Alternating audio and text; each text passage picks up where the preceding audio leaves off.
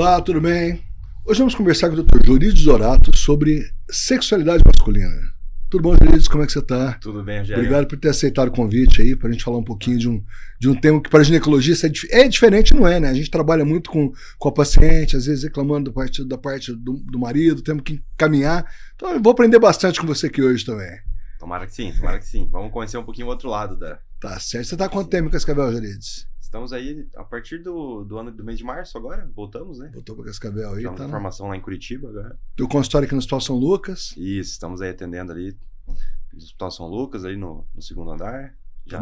Tamo junto ali. Estamos ali. Você, a Marília e todo mundo, né? Isso aí. Eu e você, a gente tá. Acho que somos os únicos que estamos vigiados pela mulher o tempo todo ali, né? Minha mulher também tá do meu ladinho ali, né? É, isso aí. Estamos próximos. Jorides, o que a gente pode falar de sexualidade masculina, por exemplo? O homem, ele tem tantos problemas de sexualidade quanto a mulher, menos. O que acontece na sexualidade masculina? O que você coloca pra gente? Então, a sexualidade masculina, ela pesa muito mais do que pra mulher. A gente tem essa impressão, né?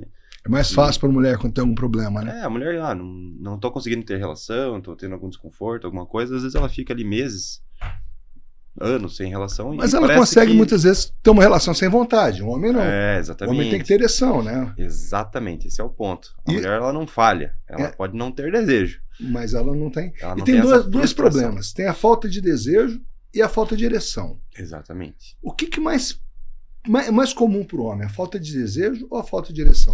Porque muita gente pensa que o homem sempre está com vontade, que o homem sempre quer, mas não é uma coisa tão comum. A gente vê homens que não tem problema nenhum de ereção e com muita falta de desejo também. Então a gente vê as duas coisas. O mais comum é a falta de ereção com o desejo, que daí é a disfunção erétil da idade.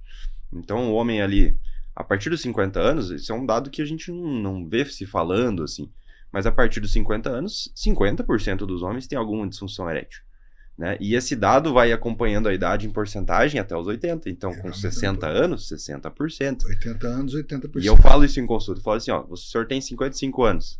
Se o senhor tá no churrasco com 10 amigos, pode saber que 5 deles têm o mesmo problema que o senhor. E daí parece que liberta. Fala, não, peraí, é comum. Não é uma coisa que só eu tenho, que eu tenho um problema. Mas é uma coisa extremamente comum. O que acontece é que o homem, ele não divide esse tipo de problema, ele tem um tabu em cima disso, então ele só fala com o médico. Mas que é muito comum, é muito comum. Aí a gente tem, assim, a disfunção erétil, ela pode ser da idade, mas não necessariamente. Não é só da idade. Queria te perguntar, quais as outras causas de disfunção erétil? Quando a gente fala de ereção, a gente pensa sempre em 3 pilares principais. Então a gente tem que falar da parte circulatória. Então, o sangue tem que chegar até o pênis. E para isso tem que ter um coração bom e os vasos bem abertos, né? Então, se tem alguma aterosclerose, algum entupimento, placa de gordura, alguma coisa assim, isso vai prejudicar. Se o coração é mais fraco também. Então, esse é o primeiro pilar, o cardiovascular. O cara hipertenso, o diabético, o obeso. Esses são os pacientes que têm alguma disfunção ou cardíaca, ou vascular, ou os dois, né? Então, esse é o primeiro fator. O segundo fator é o fator hormonal. Né? Então, é necessário um mínimo de testosterona, um mínimo de hormônios adequados, vitaminas, para que isso ocorra de forma normal. E o terceiro seria a questão neurológica juntamente com o psicológico. Psicológico pega pesado e diabetes, Jorides. O diabetes ele acaba entrando nas duas coisas, né? Ele então, vai dar uma fragilidade vascular, né? Ele vai complicando tudo isso aí. Mas diabetes, ela causa lesão vascular principalmente, e o maior motivo da disfunção erétil pelo diabético é a disfunção vascular, a alteração vascular dela. Principalmente a parte vascular, né? Geralmente já é um paciente mais hipertenso, ele já tem um grau de dano vascular. E a gente sabe que o vaso do pênis, ele é mais fino do que a coronária do coração. Então a gente sabe que tem relação do paciente que começa a ter uma ereção prejudicada e 5, 6 anos depois pode ter um infarto, um evento cardiovascular muito mais grave. Tem uma relação muito grande de... A pessoa que tem uma disfunção erétil, por exemplo, é um sinal que ela pode ter um problema cardíaco. Exatamente. Então ela tem que procurar o cardiologista, tem que procurar o urologista.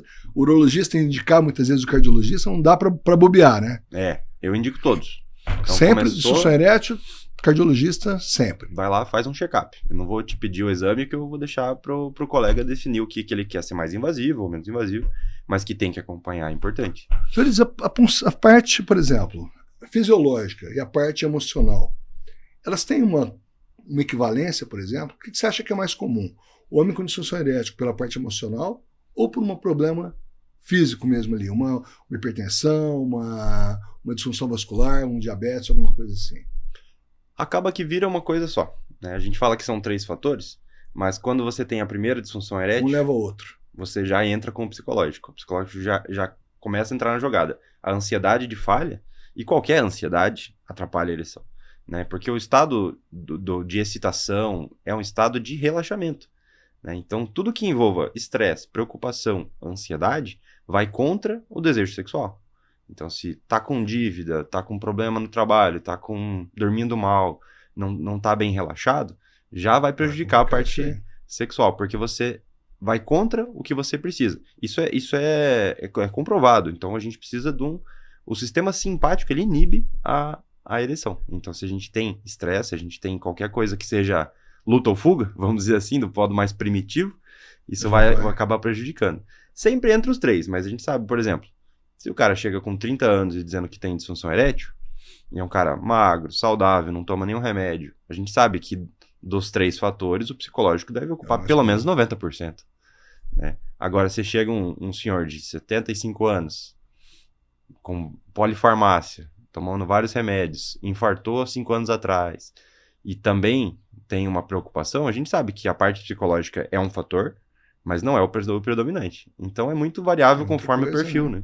Mas também a parte emocional tem um peso grande, é relevante Sempre. nessa situação. Com certeza. Né? E uma coisa assim, uma dúvida meio que muita gente tem. O homem sem ereção, ele consegue ter uma ejaculação? Ele consegue ter uma ejaculação. Ejaculação é mais pela manipulação do pênis do que pela ereção, né? Demora mais, a excitação é menor, mas com estímulo próprio, né? Geralmente ele consegue chegar nessa homem, ejaculação. Por exemplo, que não tem ereção, ele consegue ter prazer sexual também. Ele consegue não é só, apesar de não penetrar, assim, né? De não penetrar, né? E consegue dar prazer também, né? Sim. Muita gente fala que eu tive em um congresso uma vez um casal que ele era tetraplégico. E se diziam, ele foi dar uma aula nesse congresso, que eles tinham uma vida sexual muito boa. Olha só. Né? Ele tetraplégico, cadeirante, sem ereção, e tinha uma vida sexual boa. Ele dava prazer para a mulher dava prazer a ele. Então tem maneiras de se resolver os problemas também, depende da boa vontade dos 2 lados. Ah, sim, com certeza. Né? Jorides, indo para a parte, por exemplo, para a parte medicamentosa, nós vamos chegar em outras maneiras. Uhum. Como é que você trata a disfunção erétil com medicamento? Então, a gente fazia assim, antigamente, a gente fazia um tratamento em escadas. Então, o paciente vinha com disfunção erétil, a gente começava com a terapia oral, falhava, ia para injeção, falhava, ia para outras terapias, pensava em prótese como última opção. Hoje a gente tem uma abordagem cartas na mesa. Então, o paciente chega com disfunção erétil, eu falo, as suas opções são essas. E a gente pode oferecer prótese de cara, a gente pode oferecer terapia a vácuo, a gente pode oferecer medicação, e o paciente vê o que mais se encaixa. Quando a gente parte para a terapia oral, a gente vai usar vasodilatadores, basicamente, né? Então, substâncias que ajudam o vaso a abrir e o sangue chegar com mais facilidade. Os vasodilatadores, a gente fala de tadalafila como um principal uso. Tadalafila a gente tem uma meia-vida de 17 até 20 horas, o que permite a gente usar diariamente, né? Com um efeito, não que o paciente vai ficar em ereção o dia inteiro. Nenhum deles é para o paciente ter uma ereção o dia todo, ele tem que ter estímulo para ter ereção, né? Então, o termo mais correto seria um facilitador de ereção. Facilitador de ereção. Ele não gera ereção por si só. Com certeza, alguém já teve a experiência de tomar um tadalafila num estado de muito estresse e não ter ereção.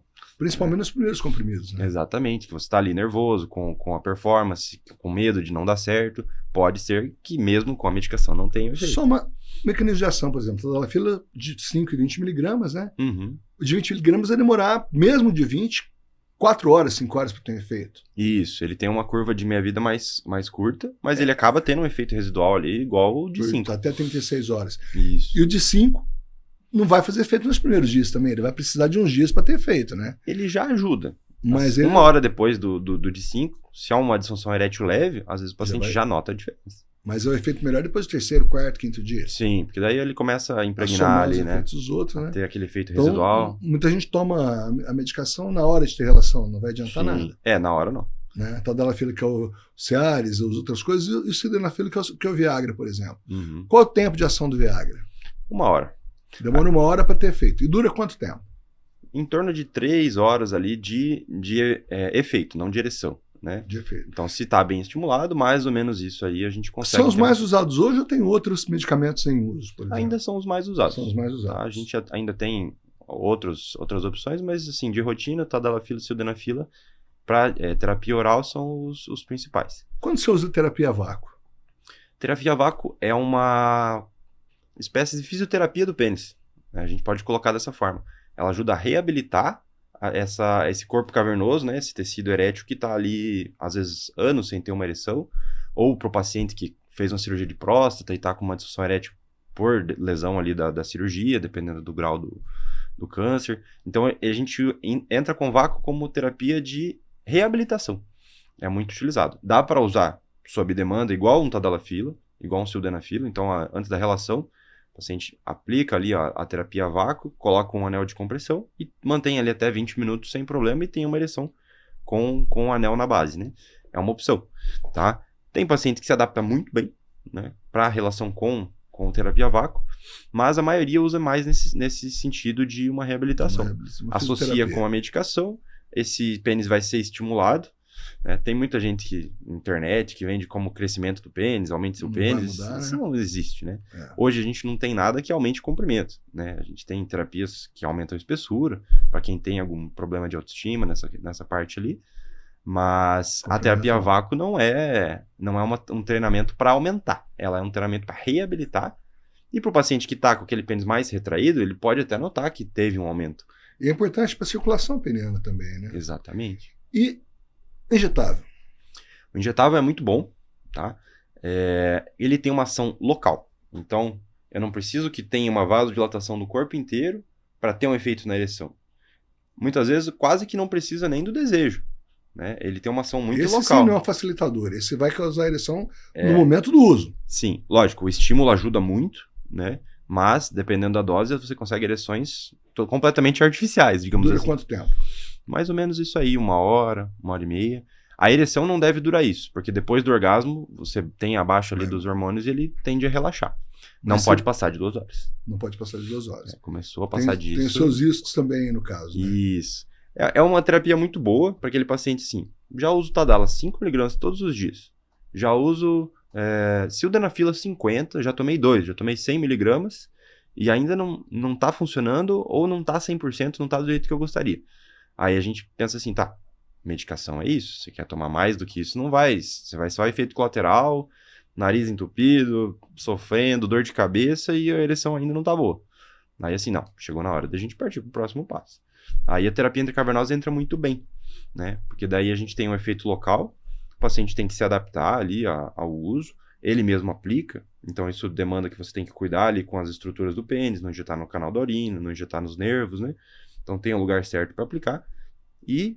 É bilateral que aplica? Bilateral. É importante que seja, porque pode haver uma cicatriz ali na região, né? Então o paciente pode começar a ter uma tortuosidade, entortar um pouquinho para a direita, um pouquinho para a esquerda. Por isso tem que fazer bilateral. Por isso que é bom você ir alternando. Não, mas tem paciente que fica... aplica dos dois lados na mesma aplicação ou em dias alternados, por exemplo? Não, em dias alternados. Dias alternados. Porque como a gente faz uma medicação concentrada, geralmente... Ela vai ter ação nos dois corpos. Você pega uma seringa dessas de insulina, que ela inteira tem 1 ml, você aplica 0,1, 0,2, 0,3. Então é uma dose muito baixa, né? Não tem necessidade de aplicar dos dois lados por relação. Sim. Né?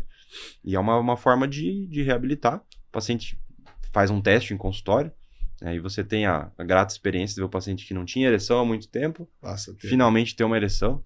E as próteses é para quem não se adapta a essa situação ou para quem opta pela prótese, por exemplo. A prótese é uma opção desde o início, igual eu falei, cartas na mesa. Não quero tomar remédio, tenho dor de cabeça com tadalafila, não quero ficar aplicando injeção no meu pênis.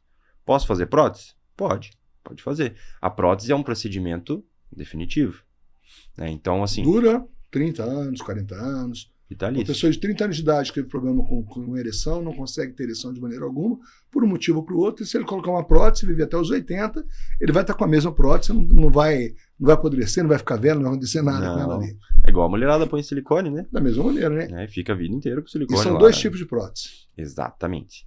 Então a prótese ela pode ser maleável, né? Então é uma haste metálica com silicone e ela tem uma certa maleabilidade. Então o paciente dobra para o lado, deixa no dia a dia ali, vive sua vida normalmente, vai ficar com uma ereção, mas consegue pelo menos não ficar para cima, assim, de uma forma que atrapalha a parte social. E na hora da relação, ele coloca ali em posição, tem a relação normal. A sensibilidade continua a mesma, a ejaculação continua a mesma, só a ereção que vai ser artificial, né? Agora, para o paciente que não quer ter a ereção de forma contínua, ele quer ficar mais parecido com o natural, aí a gente tem as próteses infláveis, né? As próteses que você vai manter vazio, e daí na hora da ereção, com um bombeamento, você enche de líquido, ela tem a rigidez, terminando a relação, você esvazia. Isso para quem pensa que isso é uma coisa nova, há quanto tempo existem essas próteses? Mais de 50 anos já se fala. Mesmo a de bombeamento, já tem prótese de 50 anos. Então é uma coisa já consolidada de uso por mais de 50 anos, nada de problema. A cirurgia é muito complicada, Luiz? Não, a cirurgia, assim, a gente tem que destruir aquele tecido erétil, então é bom saber que depois que você tira a prótese não tem mais outra opção, só outra prótese. Mas a cirurgia é um acesso pelo pênis, né? No caso da prótese maleável, a gente tem que fazer um pequeno acesso na região do abdômen, que é onde fica o reservatório do líquido, né? Não é a parte do intestino ali, a região de dentro da barriga, fica mais superficial, mas é uma cirurgia de recuperação muito tranquila. Esse líquido não diminui volume, esse líquido também vai ser durável por muito tempo. A gente tem os cuidados ali para manter isso bem certinho, sem bolha de ar, né? Isso é parte técnica.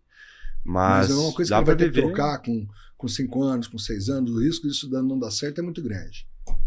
É muito pequeno, aliás. Muito pequeno. Quase não acontece. A prótese inflável, o fabricante dá garantia vitalícia. Garantia vitalícia. Garantia vitalícia. Então, se você tiver qualquer problema técnico relacionado à prótese, você tem direito a uma nova prótese. Então, voltando para os orais agora, quais os efeitos colaterais de risco de vida, alguma coisa, para pessoa que usa uma tadalafila, uma sildenafila? É tão arriscado como todo mundo pensa. Meu marido não quer usar porque ele tem medo. Tem que ter medo?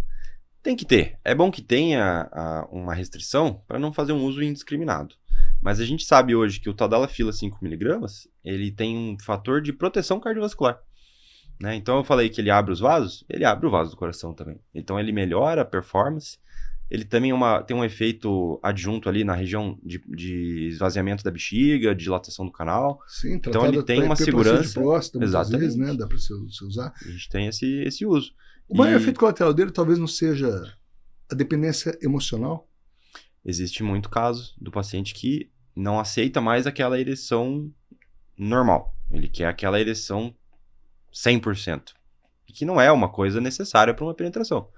Às vezes o paciente tem uma ereção que é suficiente, que consegue penetrar, que termina a relação, mas a ereção da medicação... que preferem que não seja uma ereção tão intensa também, né? É muito pessoal. Tem mulher que até prefere aquela ereção 100%, mas em termos de prazer, é muito mais uma questão visual do que realmente funcional. Se você tem uma ereção que é capaz de gerar penetração, ela vai cumprir seu papel. Mas o paciente, ele acostuma com aquela ereção do remédio. Aquela ereção 100%, mais do que o que seria o normal dele. E daí depois a ereção normal parece que fica... Não que tem uma dependência química. Emocional, química, mas ele tem essa quer mais aquilo que tinha antes. Ele quer o melhor, né? E hoje tem muita gente falando em muitos benefícios da tadalafila mesmo, né? Exatamente. Além de proteção cardiovascular, hiperplasia de próstata, em outros benefícios também.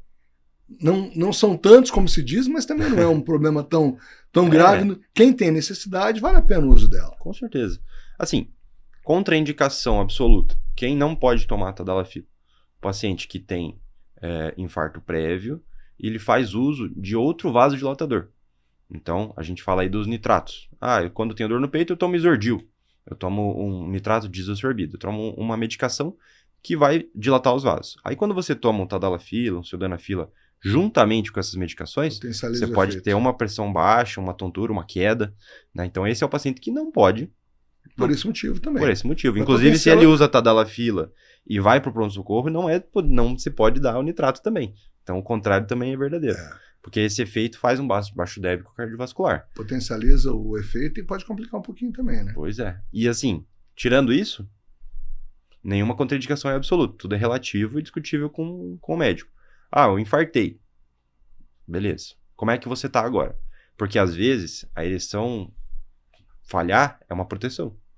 Se o paciente não aguenta subir 2 lances de escada, se ele não aguenta fazer uma atividade simples sem ficar com falta de ar, esse paciente não deve fazer uma relação. É um esforço físico. É um esforço físico, é uma atividade. Então, se ele não tem uma ereção, talvez não seja PLT. Então, esse caso mais delicado, eu chamo o cardiologista para me dizer assim, posso usar? E daí, se ele me der cartão verde, eu falo, beleza. O cara tá proibido Sinal de atividade verde. física que o coração dele não aguenta. É, Ele não vai aguentar uma relação também. exatamente. Então, não é para você. Infelizmente, a gente tem que dar Resolve esse tipo outro de problema notícia, primeiro, né? Melhore seu cardiovascular, Melhor, né? resolve esse outro problema e depois vai voltar a uma vida normal. Exatamente. Isso é uma coisa que acontece bastante.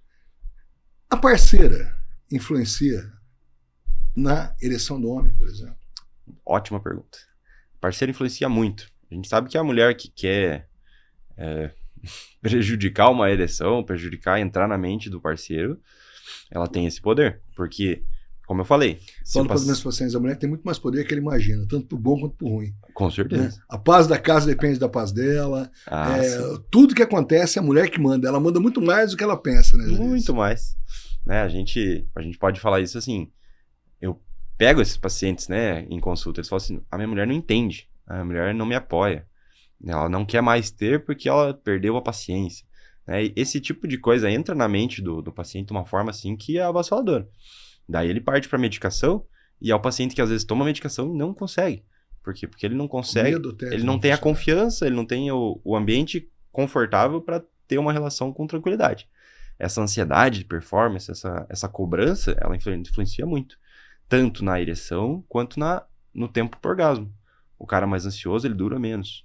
Isso gera uma frustração, que gera uma nova cobrança e vira uma bola de neve. Então esse cara precisa de ajuda. Né? Na duração, por exemplo, o que é ejaculação precoce? Ejaculação precoce é um orgasmo antes do tempo esperado, gerando frustração pro paciente e ou para parceiro. Ele pode acontecer antes da penetração, inclusive? Pode acontecer. Mas é importante não só o tempo, a gente tem ali definições de guideline, que a gente estabelece um ponto de corte para dizer, assim, mais ou menos. Então, abaixo de 3 minutos, mais ou menos, a gente tem esse ponto de corte como algo que já é um pouco mais precoce. Mas, se não há um incômodo do paciente ou da parceira, não é uma ejaculação precoce. É uma ejaculação no tempo que o casal definiu. Atrapalhando o caso do paciente. Exatamente. Tem casal que 3 minutinhos, existe o cara cirurgia tá para feliz, isso? a mulher tá feliz e tá tudo bem. E tudo certo. Existe cirurgia para ejaculação precoce? Cirurgia não. O tratamento, existe muita coisa que dá para ser feita. Né? A gente tem que entender primeiro que o orgasmo é um evento do cérebro. Então o orgasmo tá aqui, não tá no pênis. O pênis é só o que sente. Então, tratar o pênis é o último caso. Então, se for pegar lá os pacientes com ejaculação precoce, 10%, menos de 10% vai ter alguma hipersensibilidade, uma glande muito sensível, alguma coisa que realmente é local. A maioria está envolvido com psicogênico. Tanto que a base do tratamento são remédios que atuam na parte central. Né? Antidepressivos, ansiolíticos. Né? A gente tem remédios que retardam o orgasmo e eles não atuam no pênis. Eles atuam no sistema nervoso central. E dá pra... uma ejaculação retardada, demorar para ter ejaculação, qual seria a causa? A mais frequente que a gente vê em consultório é o uso de medicações. Então, o paciente que tinha uma ansiedade, que ele tinha uma depressão, uma coisa, ele iniciou, de repente, um estalopram, uma sertralina. Qualquer coisa, ele vai demorar bastante para ter... A gente usa esse efeito colateral para tratar a ejaculação precoce, mas a gente também percebe esse efeito colateral. Isso aí, da medicação. Às vezes o cara já tinha ali uma duração legal, e daí ele esticou. Tem que tomar um medicamento por um outro motivo e vai demorar bastante para ter uma ejaculação por conta da medicação. Exatamente. O antidepressivo talvez até mais que ansiolítico, né? Sim, até mais. E se a pessoa não toma nem antidepressivo nem ansiolítico e tem uma ejaculação retardada? Aí geralmente a gente tem que pensar que é uma questão do estímulo correto, às vezes entrou numa rotina. E geralmente está mais ligado à parte do casal e da psicologia. Né? Então, às vezes o paciente não consegue relaxar para ter orgasmo, às vezes ele se acostumou a retardar para prazer da parceira e ele acaba não conseguindo. Causando isso daí. Então, se circuncisão é uma coisa que foi muito mais realizada do que hoje em crianças com prepúcio exacerbado, né? E hoje se segura um pouco até por esse motivo. Fala que algumas pessoas dizem que a circuncisão diminui a sensibilidade da glande. Isso é uma realidade, a circuncisão pode atrasar o orgasmo, pode ter algum problema no futuro para quem faz esse procedimento quando criança, por exemplo. Ela tem que ser feita com alguma restrição, alguma coisa nesse sentido?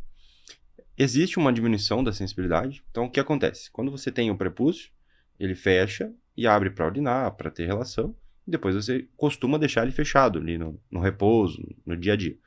Quando você abre, ele tem uma sensibilidade maior porque ele não está acostumado a ficar aberto.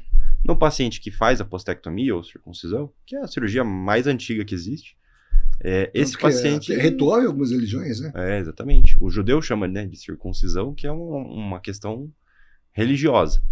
Mas esse paciente que não tem a pele, como ela está sempre ali em atrito com a cueca, ele está sempre ali exposto, a pele vai ficar um pouco mais espessada do que seria. E isso gera uma sensibilidade um pouco menor. Tá? Mas que não atrapalha em nada uma relação sexual também. Não, o paciente consegue... Como eu falei, o pênis, ele é um instrumento, mas o orgasmo, ele está na cabeça. E a circuncisão, por exemplo, a postectomia, ela ajuda a diminuir vários problemas. Cândida em mulher, por exemplo, né, que fica nessa região no esmegma ali. Câncer de pênis é menos comum em quem tem circuncisão? É menos comum. AIDS é menos comum em quem tem circuncisão? Não me recordo agora de... Eu vi uma vez um trabalho sobre um programa de circuncisão na África para diminuir a incidência de AIDS e transmissão de AIDS. Olha só. Menos fissura peniana e menos transmissão de AIDS. Nessa população que tem bastante gente, não sei né? o que deu isso daí, mas eu já vi uma corrente, uma época, para circuncisão na África pela incidência muito alta de HIV, por exemplo. Interessante. A prevenção do HIV é camisinha, né? Preservativo, que é o que vai realmente, comprovadamente, diminuir transmissão. Né? Talvez a questão das fissuras, né? O paciente que forma fissura na relação... O pessoal lá não vai usar mesmo. Né? É menos porta de entrada, né? E num país como estava a situação da África, 30, 40, 50 anos atrás, aí, era mais complicado. Então você falou em circuncisão para diminuir um pouquinho a incidência. Agora, a conclusão disso, se resolveu ou não, eu não tenho. Eu vou até pesquisar para ver como está. É uma ideia, né? Joris, algum recado, alguma coisa a mais? Acho que a gente vai precisar de outra conversa aqui, porque tem muita prosa para se falar ainda sobre isso aí, né? E no caso da gente, no meu, da Marília, que a gente lida direto com mulheres ali, né? Às vezes o homem não tem essa... Ainda eu falo que eu sou ginecologista, porque é muito mais fácil tratar mulher do que homem. O urologista não trata só homem, mas muito mais homem que mulher, né? Sim. O homem não faz direito o que a gente manda, o que o médico manda, né? E às vezes a queixa chega pra gente. Sim. E a gente encaminha a paciente, encaminha o marido, é difícil. É difícil uma conversa pro cara, emocionalmente não é uma coisa tão simples, né? Sim. Mas o recado é o seguinte, a gente tá aqui hoje num programa mais voltado para as mulheres, então a mulher que tem esse marido com problema, orienta ele que tem muita coisa para ser feita. Tá sofrendo à toa às vezes, né? Vai melhorar a qualidade de vida, vai melhorar a intimidade do casal. E mais para ele do que para ela, muitas vezes. Sim. Às vezes ele tá sofrendo mais que a mulher ainda. Porque a mulher às vezes baixar um pouco a frequência, se falhar uma vez ou outra, para ela a vida segue. Mas pro homem isso fere o ego, fere a masculinidade. E às vezes isso vira um problema que não precisaria existir caso procurasse de outra maneira, com sexo oral, com masturbação, com várias outras formas ali também, né? Uhum. Mas melhora para os dois. Com certeza. Melhora para os dois, né? O prazer do casal é a chave da coisa, né? A penetração, a ereção é um fator. É um fator. São várias outras coisas. Indo do beijo até todas as outras coisas. Do respeito mútuo do dia a dia, né? Começa. Pro homem é mais difícil um pouquinho, que o homem começa a relação, às vezes, na hora que ele começa aquela relação mesmo, né? A mulher não. A mulher é o dia todo, o mês todo, é aquela coisa. Já começa o libido lá no bom dia, né? Lá no bom dia. Não é tão simples assim. Joris, obrigado por ter aceitado o convite novamente aí, né? Vamos ter que conversar de novo, acho que com muita coisa para trás aí, né? Com certeza. E até uma próxima vez aí. Obrigado, Rogério. Até mais.